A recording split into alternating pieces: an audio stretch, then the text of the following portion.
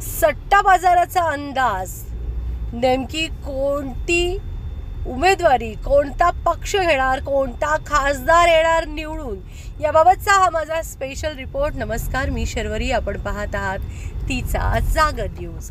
देशात लोकसभेच्या 6व्या टप्प्यातील मतदान पार पडलंय. 7व्या टप्प्यातील मतदान येत्या 1 जूनला पार पडेल.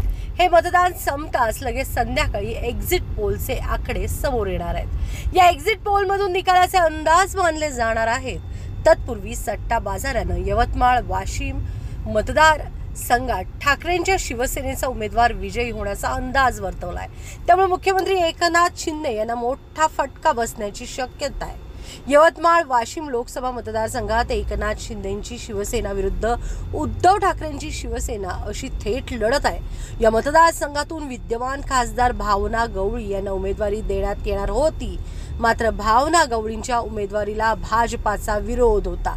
त्यामुळे शिंदे गटाने खासदार हेमंत पाटलांच्या पत्नी राजश्री पाटील यांना उमेदवारी दिली. आता राजश्री पाटील यांच्या विरुद्ध ठाकरेंच्या शिवसेनेनं संजय देशमुख यांना उमेदवारी दिली.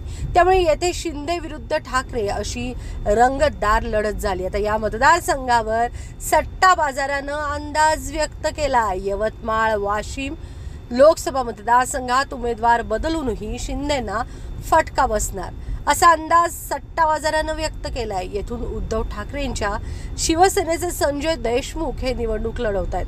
त्यामुळे ही जागा ठाकरेंची शिवसेना जिंकेल असा अंदाज मात्र सट्टा बाजारानं वर्तवलाय. सबस्क्राईब करा तिचा जागर न्यूज. शेजारी दिलेलं बेल आयकॉन म्हणजे घंटी दाबा, जेणेकरून तुम्हाला आमच्या साऱ्या अपडेट्स येत राहतील.